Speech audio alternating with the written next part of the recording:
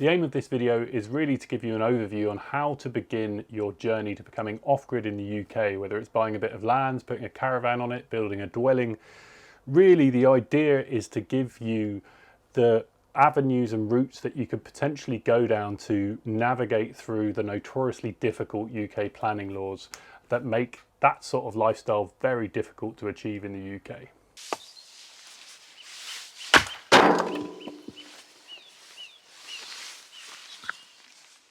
Firstly, thank you for watching and welcome to Off-Grid Path, where we're acquiring skills for a simpler life. This video in particular is a massive one. It's going to be long, it's going to be detailed, and I've been working on it for a long time because it's such an important subject. And one of the biggest questions I get asked a lot is, how do you go about navigating planning permission in the UK? And it's not a simple yes or no answer, or do this or do that, because there's lots of different scenarios and lots of different ways that you can go down depending on where you're living or what you're planning to do. So the idea of this film is to just try and give you an idea of the best ways to do that for your particular situation.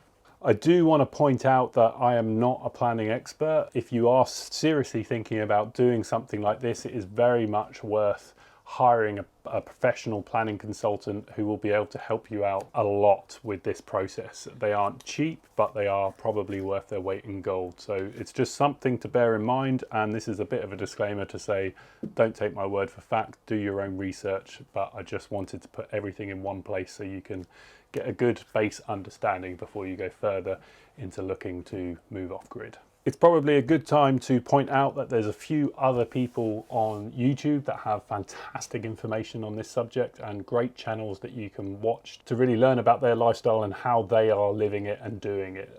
Some of those are Loch North Smithy up in Scotland, you've got Maximus Iron Thumper, The Small Farmer Life, and also Field to Farm. They are some fantastic YouTube channels, and I'd implore you to go and check those out, and you can learn a lot more about this sort of lifestyle and ways to do it as well. One of the things I want to start with straight away is dispelling a few myths and common misconceptions with how legal it is to live off grid and ways to do it. And one of the really common ones is, if you've got a caravan or if it's got wheels and you can move it, then you're fine to put it on your land and no one's going to bother you, and that's the way you can do it, by moving it every so often. Unfortunately, that's just not the case. I don't know where that's come from. It might be the 28-day rule, which I'll go into in a bit, but that is very much not the case. It's a lot more complicated than that, and it's just simply not possible. If it was, then I think a lot of people would be doing it, but unfortunately that isn't the case. So I want to dispel that myth straight away. You categorically cannot do that, because you will get found out sooner or later and the authorities will be on your back. To begin with, I just want to cover a bit of terminology which you may or may not be familiar with, but if you're not, it will help you a bit further along down the video when I come up with some of these terms, just so you understand the meaning behind them. I want to talk about illegal versus unlawful activity, because they're two very different things. When something is illegal, it's essentially criminal and the police get involved. When something is unlawful, it is a civil matter and the courts get involved. And this is very instrumental when it comes to land. So if we put this in the context of land, let's say you own a bit of land, essentially you can do whatever you want on that bit of land. That becomes a problem when the planning authorities get involved and say that you need planning permission for what you're doing. At this point, you go through quite a lengthy appeals process. More than likely, your planning application for that will be denied, and at that point, it becomes illegal. So that's something to bear in mind to begin with, and for certain things that we're talking about down the line in this video. Secondly, I want to talk about land designations, because this is really important. You will hear sort of bits of land being called brownfield sites, green belt, agricultural land. So there's lots of different terminologies for land, and this is very important to know the difference between these land designations when you're potentially buying land to be able to live off grid, because each one of those might come with its own set of consequences. Some might be easier to do than others, depending on where you are in the country and what the land designation is. At this point, I just want to do a shameless plug of my book, which I'm very proud of, which is called Navigating Off-Grid, A Guide to UK Planning Law. It's not a big book, it's just 56 pages, but it does give you a nice overview collated into a small, compact, easy to read book. And if it's something that you're looking to get into, it might be a nice little handy book to have just for reference. And you can find that on Amazon, and I'll put a link down below. So I'm going to take you through some of these designations and just give you a brief description, but you can go into more detail online, obviously. So the first one we've got is greenbelt land. The whole point of greenbelt land is that it surrounds an urban area and it is restricted for development, because the whole point of greenbelt land is to avoid and stop urban sprawl. So housing developments being spread out, and it's kind of a buffer zone that the councils have created to keep more green spaces. So the second one we've got is an area of outstanding natural beauty, or AONBs is the acronym. The thing with AONBs is they are put there because they are significant natural beauty and they are protected by law. So they come with extra stringent conditions for any development. So it's probably, as a rule of thumb, it's probably harder to develop on a AONB than it is on greenbelt land. Thirdly, we've got SSSIs, which are sites of special scientific interest. So these are heavily protected because of their flora, fauna, or geological features, and extremely difficult to do anything with, and again are met by extra conditions for development and extra measures in place to stop development. So then we have conservation areas, and these are in place to preserve the kind of architectural or historical significance of an area, and again come with quite stringent rules in terms of development and being in keeping with those special features from a historical and architectural perspective. Then we have agricultural land, which is quite a big one, and this is fairly obvious. This is for agriculture, any type of farming. And this is probably one of the most common ways to be able to live off-grid in the UK, and we'll go into that down the line. But it does pose a few extra avenues and ways around being able to build on and live on agricultural land. And lastly, and certainly for the sake of this video, we've got brownfield land.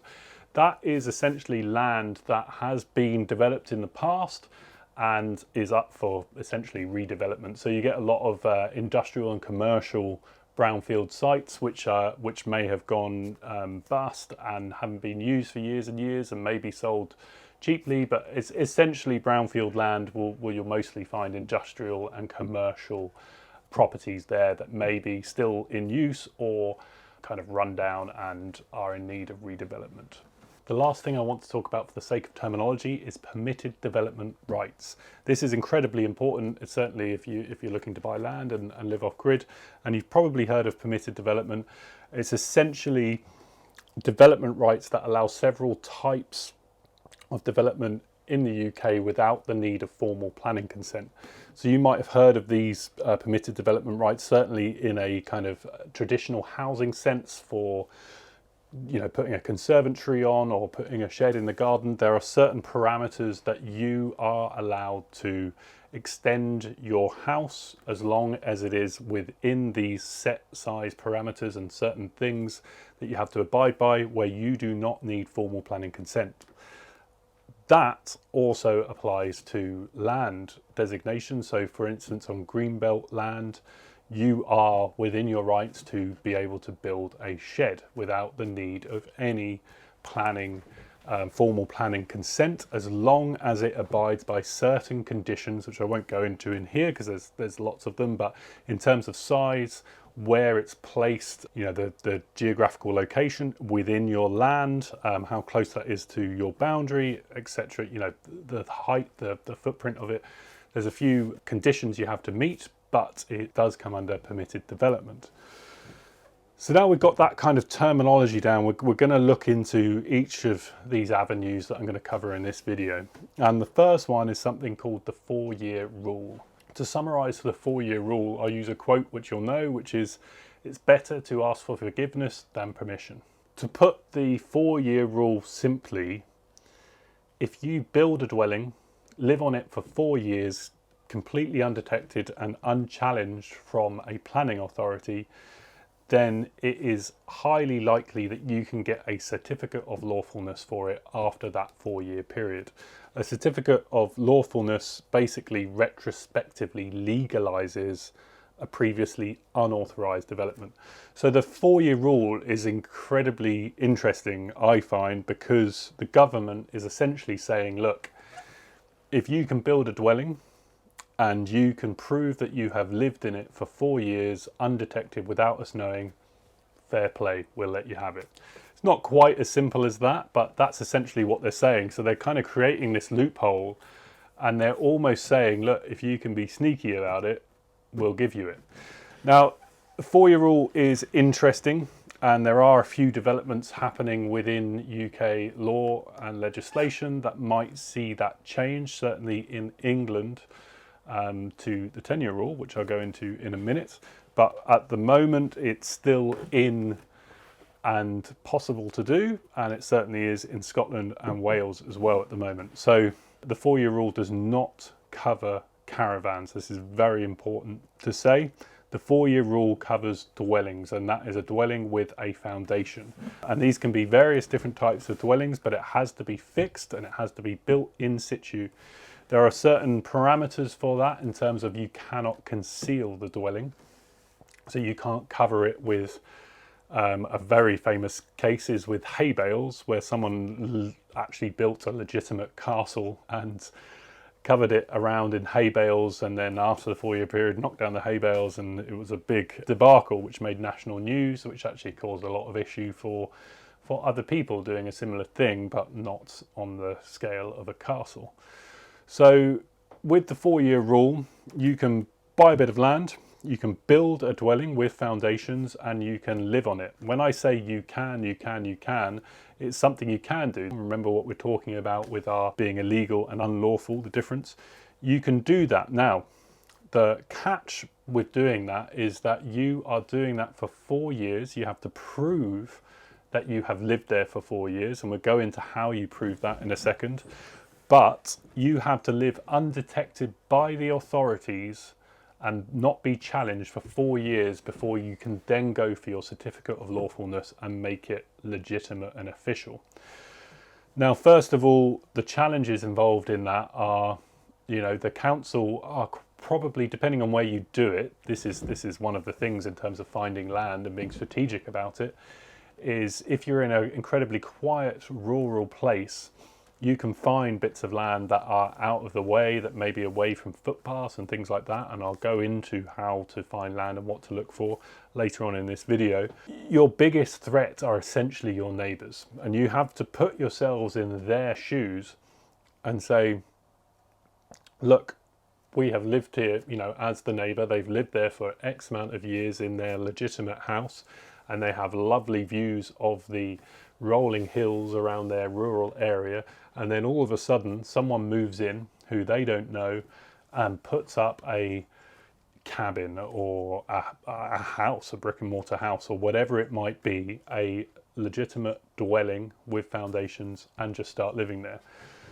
Now, if you're in their line of sight, or if you're a nuisance, then of course the neighbours are just going to call, which is a phone call away, the local planning authorities and say, look, someone has just moved in here. On a field, they've built a house and they're living there and they're not allowed to, we haven't been notified. And then the planning authorities will be straight round and saying, what are you doing? And then a process starts by which you don't have a leg to stand on, because you cannot legally do that. That's not to say it's illegal, it's unlawful, but you've been caught out. So the key with the 4-year rule is not to be caught in those 4 years. So you need to be thinking of things like being very low key, being quite stealth about it, but you have to remember that you cannot conceal your property. You cannot hide it from anyone. That doesn't mean you can't be a bit crafty about it. You can't build underground, for instance, because that will be concealment, but you can make it a little bit less obvious than other buildings around. And this really comes down to your personal situation, what your land is like, how much land you've got, whether there's footpaths around, whether you're in someone's line of sight from a house, how often you go in and out, the access to that land, do people see you go in and out? You do have to live a bit of a stealthy lifestyle for those 4 years, because you don't want to be discovered. There's other things you can do to be crafty about it, like speak to neighbours and explain what you're doing and explain that you're not there to cause trouble, that you're actually a decent person and this is what you're trying to do. That is kind of potluck, and it's a big risk because some people might go, yep, okay, that's fine. Some people might be adverse to that. You know, you really don't know what you're going to be up against. Other things you can do is to join, you know, community groups, embed yourself in the community to begin with, maybe not move in right away, but actually just sort of get into the community, do a bit of planting in the field. You know, there's lots of different ways you can do that, and I go into that in my book.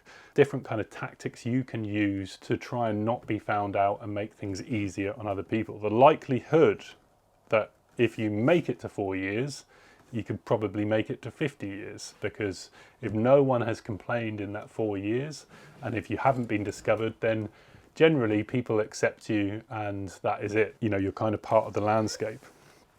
So once you get to the 4 years, you then have this very tricky choice, because while it's likely after the 4 year period that you'll be granted your certificate of lawfulness, it is not a guarantee. So at this point you need to make a decision on whether you go for your certificate of lawfulness and then you become a legitimate resident with a dwelling and it's completely legal and you're officially there, which then gives you a lot more rights in the area and what you can do with your land. Or do you carry on living a bit of a low-key lifestyle until, you know, you're happy that you want to take that plunge and go for the certificate of lawfulness?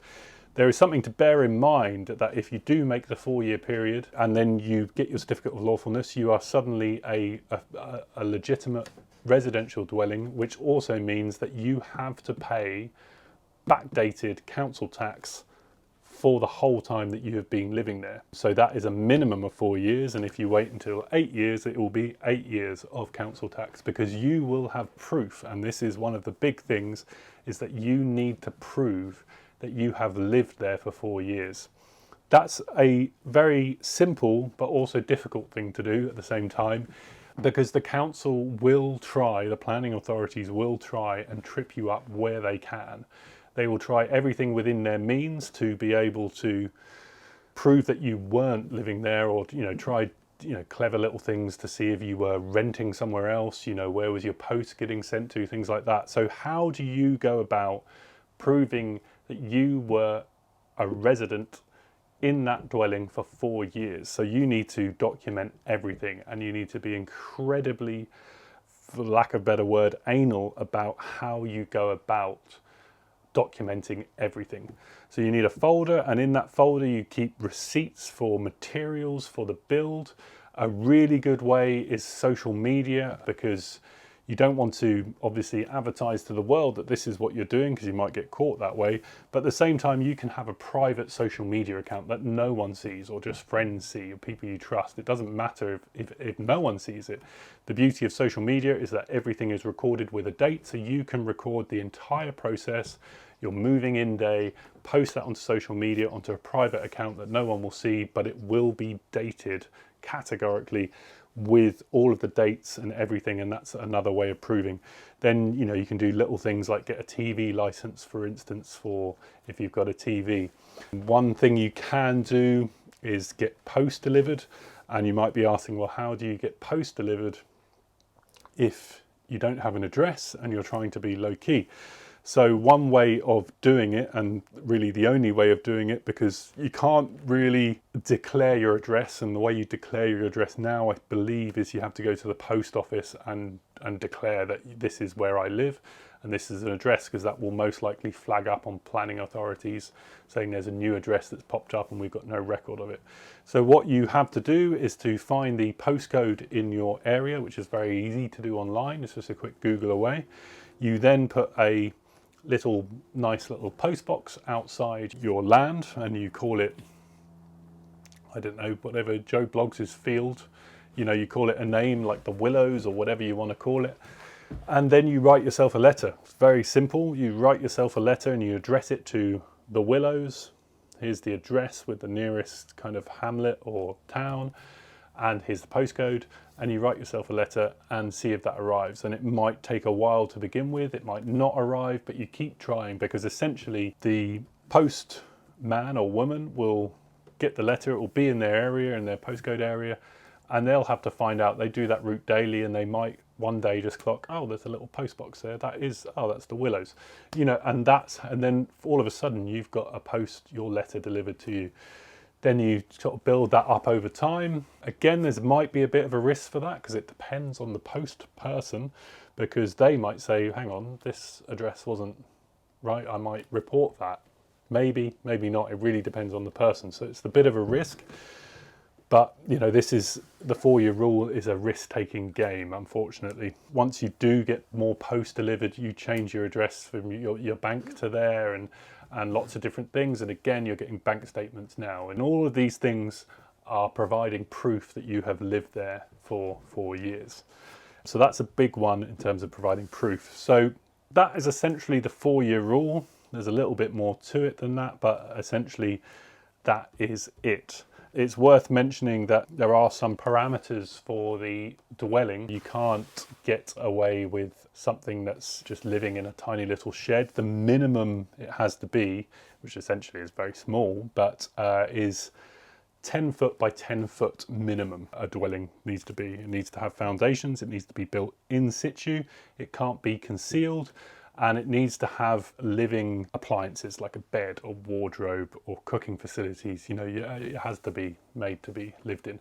Also, you very much kind of need to be living in it, because if you're thinking, well, I'll tell you what, I'll build this dwelling, I won't live in it, but I'll pretend I am for 4 years and I can get pictures and proof and change address and things like that. The council aren't stupid. You know, when it comes to this sort of stuff, they will do their research and they will look at your rent, whether you're paying rent, they might go into your bank accounts. They'll do everything they can to prove that you weren't living there. So it is within your interest to be bulletproof and make sure that they know you have been living there, and provide evidence that they cannot refute. And that's it. That's the end of. That is essentially the 4-year rule in a nutshell. Moving on to the 10-year rule.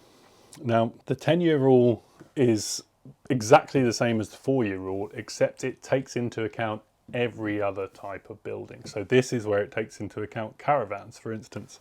Anything with wheels, it can be commercial property. That's the 10-year rule. Now, the reason the 10-year rule is the 10-year rule is because it's any other property. And the reason why it's quite significant is because essentially you're changing the land designation. And that is a big thing for the council and the government.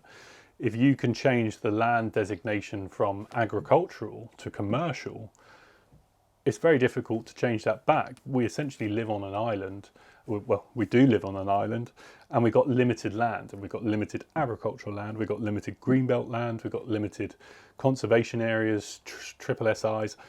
You know, so the change of use of land is a massive deal, which is why they don't take it lightly, which is why it's a 10-year rule. If you can live in exactly the same way as I've said with the 4-year rule, but in a caravan, undetected, for 10 years, you are then quite likely to get your certificate of lawfulness.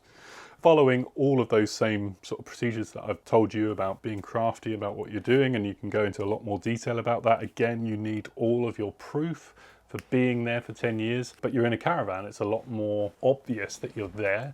One thing that's quite interesting actually that I do want to just touch on is that I know I said in the 4-year rule that it can't be caravans, and it can't, it categorically can't. However, there are certain things you can do to a caravan to make it a permanent structure. You can build an extension of it, you can make foundations for it. There are things you can do to make that caravan permanent. So that's just something to bear in mind. So the 10-year rule does include caravans, and it is looking like the UK might abolish the 4-year rule, as in England might abolish the 4-year rule. If they do that, then a normal dwelling will go to 10 years, which is a long time to be undetected. But again, if you can go undetected for 4 years, you can go undetected for 10 years. It just means that you've got that kind of anxiety at the back of your head, as is with this avenue into living off grid, is the anxiety that someone could be knocking at your door any minute and, you know, you could be caught, which is a worry, and it's something you have to live with. So you do need to have quite thick skin. So one thing I want to mention is the 28-day rule. And the reason I want to mention this is because one, this rule has changed very recently.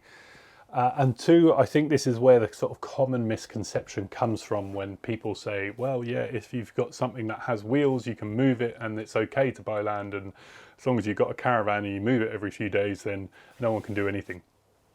That is not true, and I think that might come from the 28-day rule. I'm not sure, but people kind of get confused about the 28-day rule and the laws for living on the land. So the 28-day rule essentially grants a limited but very valuable opportunity to be able to experience the countryside without the need for planning permission. If you own a bit of land, for example, you have 28 days out of the year where you can use that, no questions asked. So you get a lot of things like car boot sales or something, will, you know, things like that will take advantage of the 28-day rule. The same for events and sort of mini festivals and things like that. They'll take advantage of the 28-day rule for that, where they can go in and use the site for 28 days a year. So a farmer might rent their field out to a car boot sale organisation, and they can use that legitimately for 28 car boot sales of the year, as long as it's not used for anything else, and that's completely fine. The same applies to whether you want to put your caravan on there, for instance, and just enjoy that bit of land that you've got for 28 days of the year, whether you want to do that 28 days consecutively and be there for essentially a month. No one can question that. That is well within your right under the 28-day rule. So one of the things that are an issue for the 28-day rule, and this plays in your favour, is that it's incredibly difficult for planning authorities to keep track of those 28 days. And one thing to bear in mind, that really the only way they can do, and the ears and eyes of the planning authorities, are essentially, again, your neighbours. So it's well within your interest to keep your neighbours happy and okay with you being there. You just have to bear in mind, you know, that everyone's got a phone with a camera on it these days. It's not very difficult to record you being there. If a neighbour is not happy with you being there, they can very easily record you being there. They've got proof of the days and they can count the days, and if they think you've been over 28 days, they can call the planning authorities. They have proof. You can't say anything. But what does play into your favour is that it is very difficult to really keep track of those 28 days. So it's quite easy to significantly go over those 28 days for recreational purposes. So on a side note, I've heard of something that other people comment on that seems a bit far-fetched. Technically on paper it's okay, but if anyone knows of this, please let me know in the comments. And if anyone knows anyone that's done this and it's worked, I'd love to know. I'm just not convinced. But some people say because of the 28-day rule, you can, and let's use a bit of land, let's just say you've got 12 acres for easy maths. It could be an acre, it could be 5 acres, it doesn't matter. But for easy maths, we use 12 acres. You buy 12 acres of land. You then sell off to friends and family via a trust or something like that. 11 of those acres to 11 separate friends or family via a trust for a nominal fee of £1. It's stipulated in a contract that you can use that whenever you like, whatever you like. So technically it's theirs on paper, but it's still yours, if that makes sense. So now you have your 12-acre bit of land segregated into 12 separate plots owned separately, but you can use all of them. So in theory, every 28 days, it would actually need to be 13 bits of land, wouldn't it? Because 28 into 365 is about 13. You could move from your plot of land and then to Joe Blogg's plot of land, all within the same acreage, but you're moving between their land. Technically, I can see that that's okay on paper, but I don't know anyone that's done it. I've heard it as a theory. If you know anyone that's done it, I'd love to hear. I just don't think it's possible. I don't think the council are that stupid to let that lie. And I also think what that will open up is a lengthy and very costly court battle against the council and government, essentially, and all of their might and legal power. And if you lose that, you've got their fees to pay. It's an interesting thought and theory. Whether it works in practice, I don't know. And it's not really a route that I'd, even if someone said, yeah, it works, don't know if it's a route I'd want to go down. You're moving around all the time, which means you would constantly have to move around all the time. You're not proving that you've lived on one bit of land. Maybe after the 10-year rule, I don't know. It's an interesting concept, and I'd love to hear if anyone knows of anyone that's done it. So with the 28-day rule, in COVID 2020 and 2021, they doubled that and extended it to 56 days. The idea being that it would help rural communities get business back, get people in, because a lot of farmers use that to open up their fields for camping for a bit of extra income and diversification. So the government decided to extend that to 56 days during 2020 and 2021. That proved to be really successful, and it got something like £25 million extra funding into rural areas that otherwise wouldn't have been there because of tourism coming in and camping and then using local shops and pubs and restaurants and things like that. So it was the kind of wealth was evenly distributed between businesses. That proved to be a success, and then it was in July this year, basically 2023, very recently, that the 28-day rule then changed to 60 days. The government made that as part of their levelling up scheme. They changed it into the 60-day rule. So essentially, the 28-day rule is now the 60-day rule. So you have 60 days now instead of 28 days to enjoy that bit of land from a recreational point of view. Now, this isn't necessarily relevant to being able to live off grid, but it is something to bear in mind if you're not in a huge rush, that you have, if you buy a bit of land, you can legitimately be there for 60 days of the year, and that could be 60 days straight, so 2 months straight over the summer, for instance, or, you know, as non-consecutive days in the year. Now, from the reason I put this in, it's just good to know, is one, because it kind of dispels the myth of, yeah, if you buy a caravan and move it around, you're okay. That's not true. We've already know that. We've covered that. But what it does allow is for you to legally, legitimately be there for 60 days on your land. That can give you time. If you do that for a couple of years, you can embed yourself in the community. If it's somewhere that you may not live in the immediate vicinity of it, you can get to know the local community. It gets people used to you. It also allows you to maybe start planting trees or strategic bushes, for instance. Allow those to establish. Let people see that you are enjoying the land and you're trying to improve it.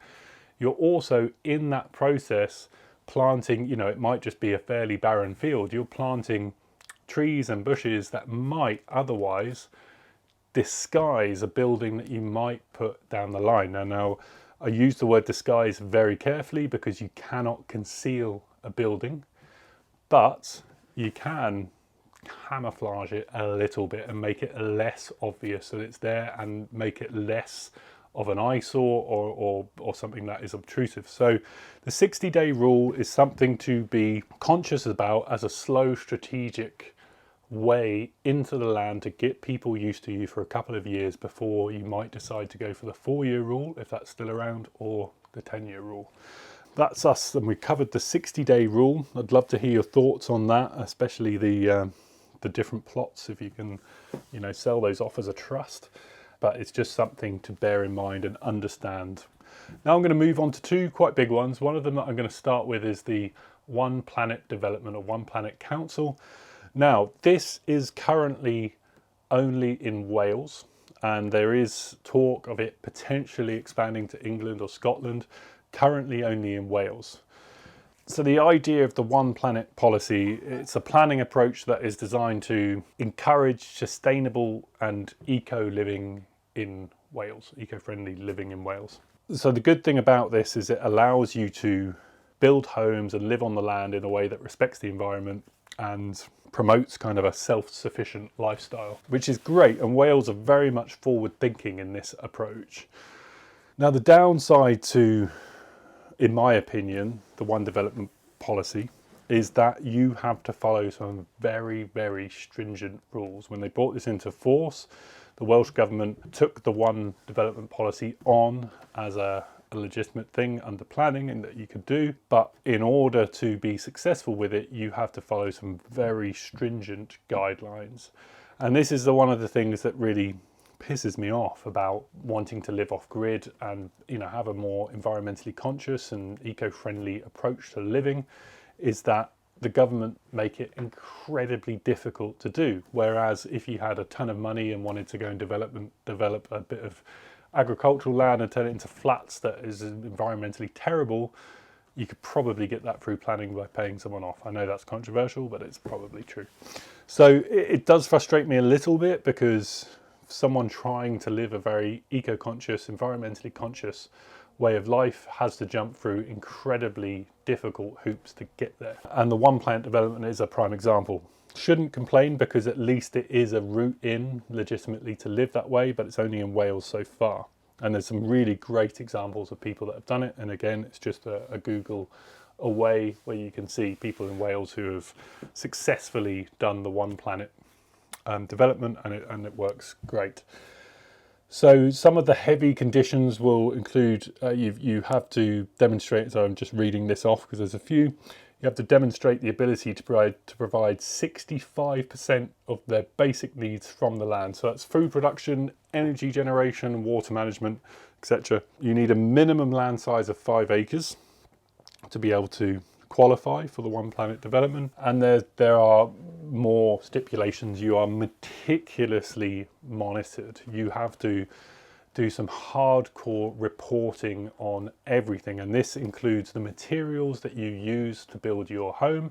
Where have they been sourced from? How are they transported to you? You know, you've got essentially a carbon allowance for what you can use and what you're putting out. It's incredibly stringent. If you make it through all of those, it's great, because you've essentially built a house that has a very very low carbon footprint. Fantastic for the environment, but you really have to think outside the box. You have to, going back to the 65% of the basic needs, you have to generate that. And that's 65% of how you live. So all of that has to come from your land. So you need to think about, essentially, you are farming, you might have a market garden, you need to generate an income from that, not your sole income, but certainly 65% of your income needs to come from that. It's quite a full-on process that you have to go through to qualify. And you've got 5 years, I think, from the moment of starting to then proving all of this. So you need to heavily report on it. If you don't succeed in those 5 years, it's interesting. I'm not actually sure what happens. I believe it's highly likely that they wouldn't just go, right, you haven't hit these targets, so you're off. You know, you're not allowed to do it. It's highly likely that, you know, there'll be some grace, and they'll be like, look, you haven't reached these, so you've got another year or 2 years or 3 years or whatever it might be to reach these targets. And so you'll get an ultimatum, and at least I'd imagine a chance to hit those targets. I don't know at what point that stops, and I don't know if it ever stops, or you have to continually report, because, I mean, as far as I know, if you took a flight to Australia, say, that will go into some of your carbon allowance. So I don't know at what point that stops, because it is quite intrusive into your own life. It's not a bad thing to do, obviously. You're living in a really incredible way, but it does stipulate what you can and can't do, certainly in your own personal life to a degree. So it's something to check out. It's the One Planet development, or One Planet policy, and you can find that online, and they've got a PDF with all of the details on it. It's very interesting. Currently only based in Wales. Hopefully they'll move that to England and Scotland, but we'll see. Ultimately, with the One Planet development, it's a really great option, but incredibly annoying that to live a eco-conscious, environmentally friendly existence, you've got to jump through some pretty serious hoops to get there, which is quite frustrating. So one of the big ones I want to cover is field to farm, and this has been documented by a chap called David Ackerman in his book Field to Farm, which documents the entire process incredibly well. There's also another guy who has started a YouTube channel and is also on other social media, and he's called Field to Farm, and he documents this incredibly well, and he's doing it right now, and it's a very good channel to watch to look at all of the ins and outs and practicalities of doing it. And I just want to cover the basic concept here so you get an idea of what field to farm is. So when I say a field,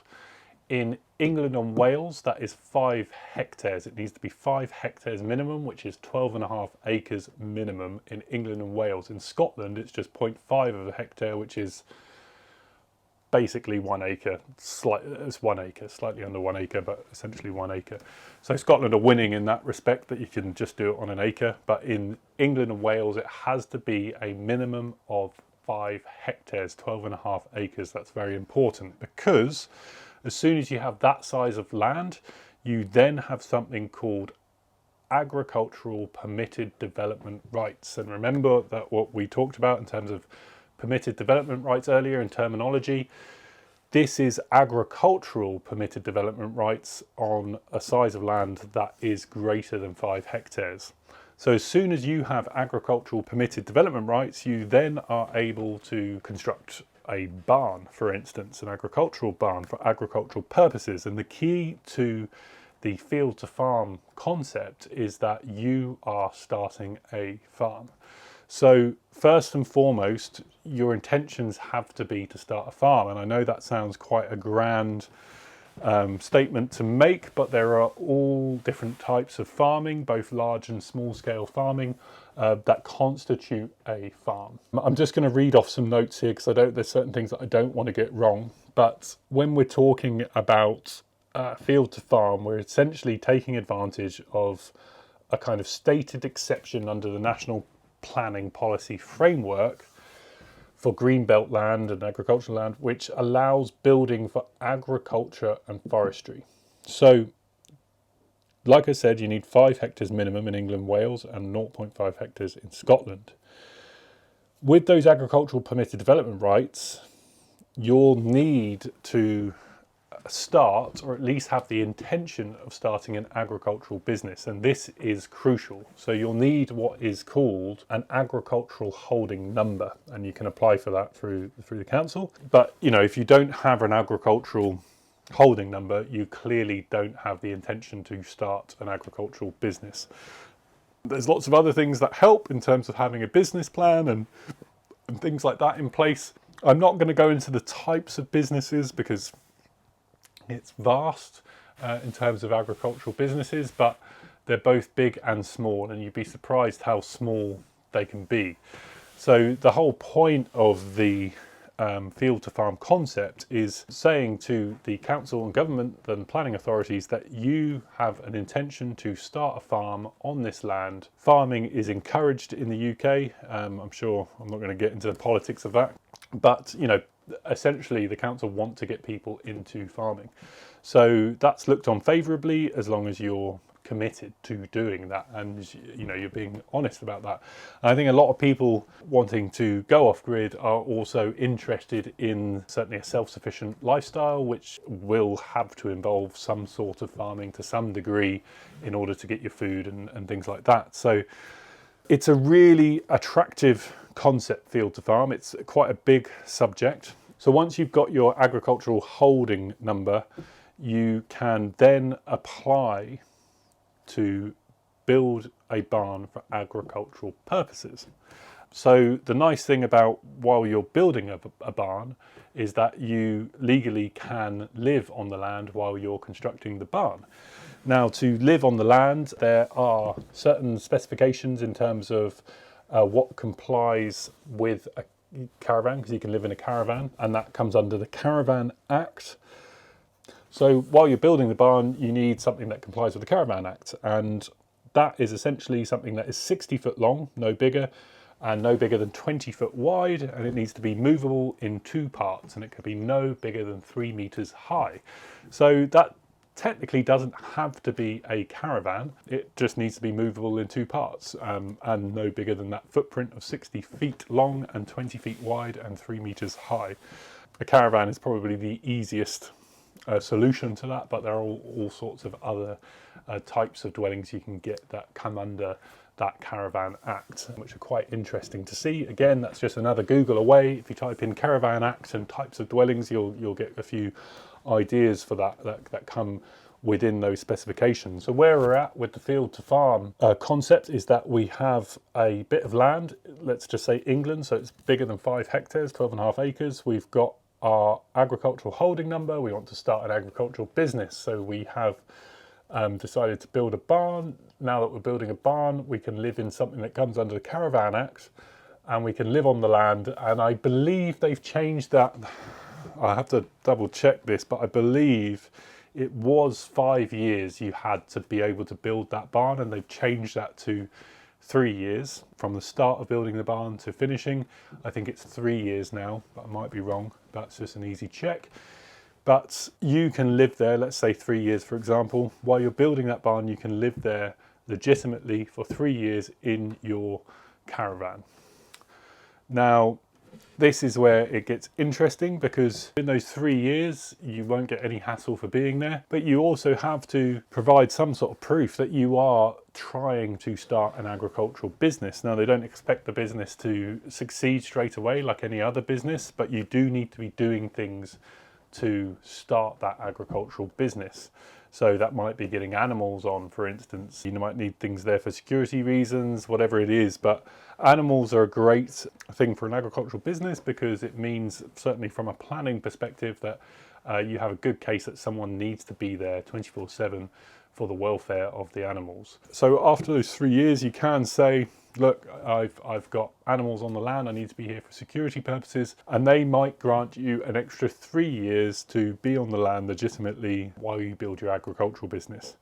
What they will want to see is that you are generating enough income for one person for a year, and I think their conditions for enough income are something like between £15,000 to £20,000 for a person as an income, and I think you need to be making above 25,000. The farm needs to be making above £25,000 profit a year. If you're clever and you know something about farming and you do your research, I think that is totally achievable from what I understand. Personally, I wouldn't know how, but I think it's a lot of learning and figuring that out. But also that works in your favour, because you know, I believe the council can be lenient depending on which way you kind of propose this, is that business doesn't just flourish straight away. So you need to show willing and show that you're trying and show that you are succeeding and you can reach that. You might not reach it in time, but you probably will get a pass from maybe another 3 years after that to reach that target, by which time you should be able to. And if you can't, then farming really isn't for you. Also, there are other things like, you know, if you get to the end of the 3 years and that barn is completed, you can also build another barn right next to it. That gives you another 3 years. So you've got scope in different areas to extend the time that you're on the land. That is the key to the field to farm concept, that you've got a few avenues you can go down to extend the time that you can legitimately be on the land. Now, once that time passes 10 years, then you've got a few options. You can prove that you've been there in a caravan, and you can apply for your certificate of lawfulness to be in the caravan and live there.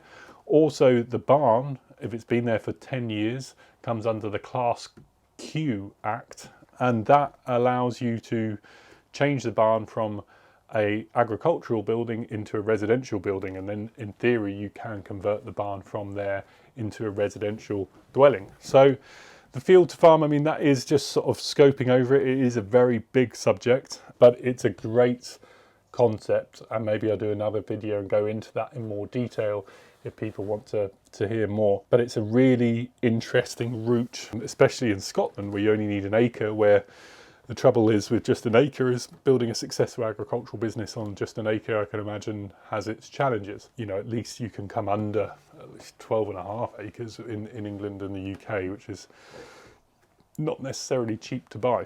It's a very good, legitimate route, but you are very much going into the agricultural business. And I can do another video on different types of agricultural business to give you ideas there. So now we've sort of done a roundup of a few of those routes and avenues, which are some, you know, food for thought. And I hope I've dispelled a couple of myths and misconceptions about how easy it can be. One thing I really need to stress is that if you are going into this and you think that, you know, you can get around planning and you will never have a run-in with planning, then it's very disillusioned, because no matter what you do, at some point you will come up to a planning authority, that you will be confronted with them. and it's how you deal with that which will ultimately shape which way you're going to go. So I would say, one, you need to be incredibly determined, you need to have thick skin, and you need to not let those things bother you, which is very difficult when you are invested in a property. You've spent a lot of time, you've got that kind of sentimental side that you've put so much time and energy into, and you love it. You've got the financial investment, you might not have anywhere to go, all your eggs are in one basket.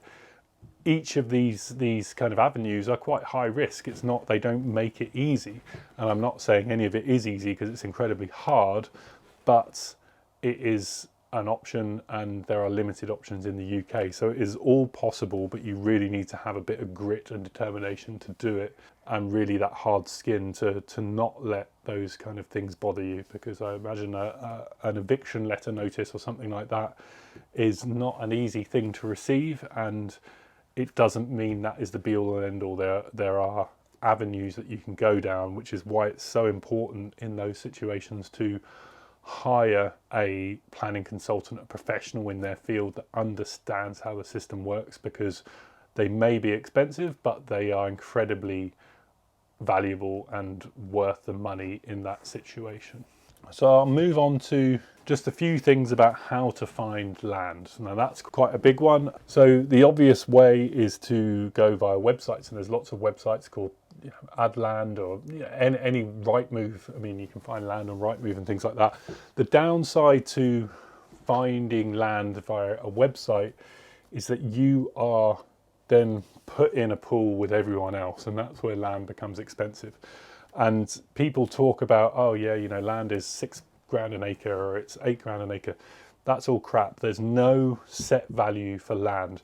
There may be set value for land in the agricultural sector, and people are buying land for farm use. But if you are buying land in the UK, not as a farmer, there is no set amount for land. There's no guide. It doesn't matter. If you're buying land to try and eventually live on, you can pay through the roof for it. So there is no set price for land. It varies depending on, obviously, I don't know, it's really expensive. Hampshire is notoriously expensive. Land in Hampshire is going to be very different to price to land in northern Scotland, in the middle of nowhere. They're going to be completely different prices. Also, what's worth bearing in mind with all of these planning laws, each council is different. Even though they follow national planning law, they've each got their own incentives and what they're more open to and what they're not open to. So it really depends on, if you're in Sussex or if you're in Shropshire, for instance, those two places will not necessarily have different planning laws, but they'll have different severities on how they enforce those planning laws. And one might be easier and less intense than the other. That's just down to where you live or where you buy your land. So websites are a way to go, but you will be paying through the nose if you go via websites. UK Land Registry is a good one in terms of finding out who owns the land and how to contact them. You do have to pay a small fee. I can't remember what it is. It's like £3 or £6, something like that. If you find a bit of land that you like, you can find out who the landowner is and potentially send them a letter and say, are you willing to sell your land? Speaking to landowners face to face, farmers, for instance, sometimes want to sell their land off, and sometimes it won't hurt to drop a letter through the door or speak to them face to face and ask them outright. If you don't ask, you don't get. Sometimes, it's as simple as that. Getting to know the community is key in all of this, in every part of moving off grid. Knowing your community and being on good terms with your community is key to being able to live there hassle-free, because if your community's on your side and they don't mind you being there, really, hopefully you're not going to have a problem. So getting to know the community, that also brings on word of mouth and things like that, where people, might know bits of land for sale that aren't actually advertised, which means you'll be getting probably a better deal if it's not going out to tender or auction or anything like that, because the open market is competitive by nature, and more competition, the price goes up. Simple as that. And when you're looking for land, it's really important to think of certain things like, it all comes down to budget and how much you've got to spend, obviously. But Certain things to consider are footpaths. You know, ideally you don't want to be anywhere near a public footpath, because if you're close to a public footpath, that's just more eyes that are walking past your land, seeing what you're doing. So you want to be as hidden as possible, really. Down to very simple things like, is it south-facing? Do you have a south-facing part of the land? You know, a north-facing part of the land. I mean, here I'm south-facing, and it's nice. I don't experience a north-facing part of the land, but I can imagine that would be pretty drab if you are north-facing all the time, especially in winter. To have a bit of sun is not to be underestimated. And cover, you know, cover from natural surroundings like bushes and things like that. These are all sort of things that you can put in if you're buying a field, you know, over time. Like we said, with the 60-day rule, you can spend a couple of years being there and planting things and creating a bit of cover. Remember, you can't conceal property, but you can provide a little bit of cover and make it a bit less intrusive. So, you know, looking at sort of natural cover is key, and line of sight with local neighbours and things like that. So there's things to consider when buying a place. But, you know, ultimately all of these things come with a risk, and this is just an overview, really just to try and give you an idea on where to start, and then it's a case of doing more research, but just to try and give you a foundation on different avenues that you can take. And I would love to hear your feedback. If you think I'm wrong with anything, or if you've had experience of other ways, I'd love to hear those. I'm always keen to hear other ways that people have managed to live off grid and make it happen. Lots of inventive ways out there to do it. So please comment and like the video. That would be greatly appreciated. If you like my content, I've got lots more videos on building the cabin here and bits of bushcraft and things like that. So if you'd like to subscribe, it would be greatly appreciated. But for now, thanks for watching, and hopefully see you back here again on Off Grid Path. Cheers.